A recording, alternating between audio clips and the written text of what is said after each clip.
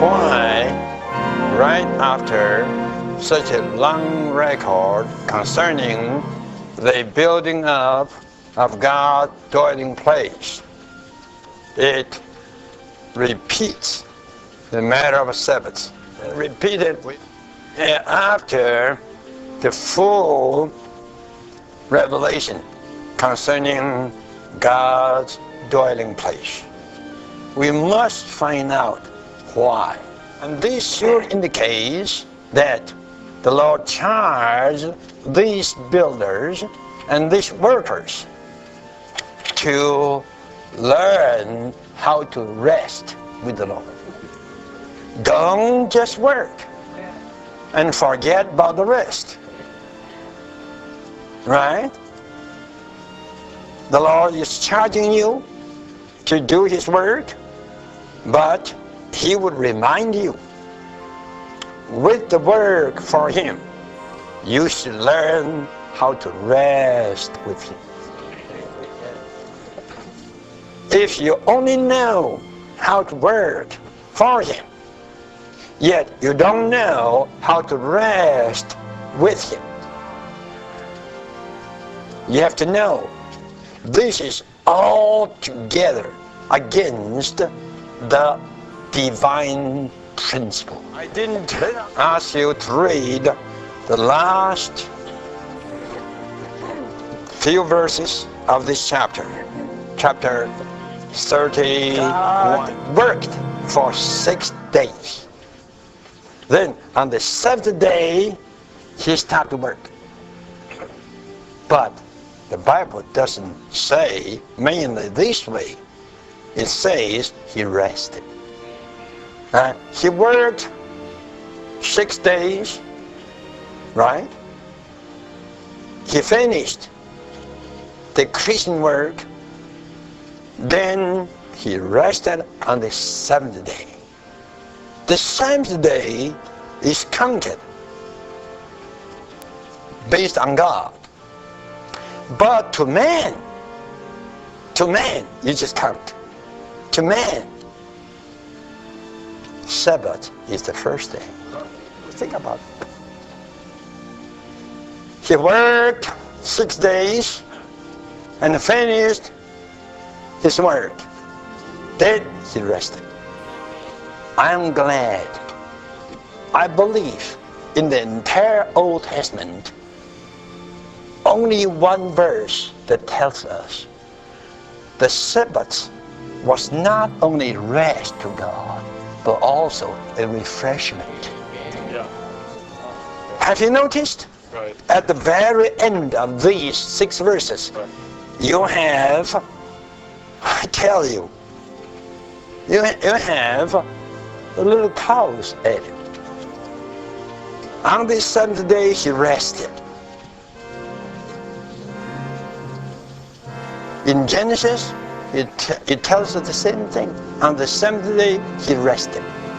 But here, God added 3 words, and was refreshed. I tell you, even God needs to be refreshed. You know what? What?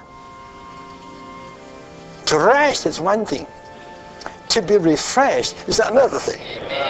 Never ask Him firstly to work, then to enjoy. No.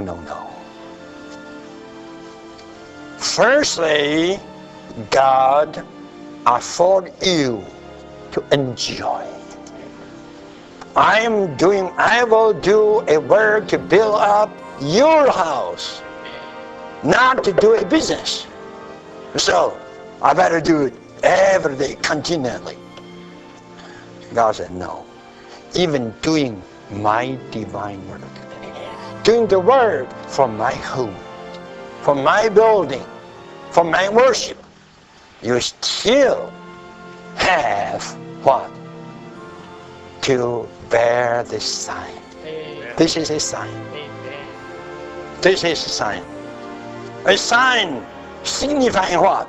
Signifying that you, my people, need to enjoy me first. Then you could work not only for me, but also with me. Not only so, but also being one with me. I will be your working strength. I will be your laboring energy. If you work by yourself, that is an insult to me. You must build my work with me, by me, and being one with me. I'm happy about this. Amen. By doing this, you honor me, you glorify me, and this is a sign on you, signifying that you are my people. Amen. Before you work for God, have you enjoyed God? Amen. Have you been filled up with God? Amen. Do you understand me? Amen. If you have, wonderful. Then you go on to work. To work not by yourself, but by God. Look at Peter on the day of Pentecost. When he stood up to preach the gospel, he didn't preach it by himself. He preached it by the very God that filled him up. Amen. That is, otherwise, if you don't keep the Sabbath, if you don't bear such a sign, if you don't keep such a contract, if you don't be sanctified in this way, you'll be put to death. Right. What does it mean? This means, this simply means you suffer a spiritual death. God's people. I'll be cut off from the fellowship with you all. Right. That's terrible. Right. That's terrible. And this is why Sabbath right away follows the word of the building up of God's dwelling place on this earth. Today, in the church life, we are in the tabernacle. And this every day leads us to rest.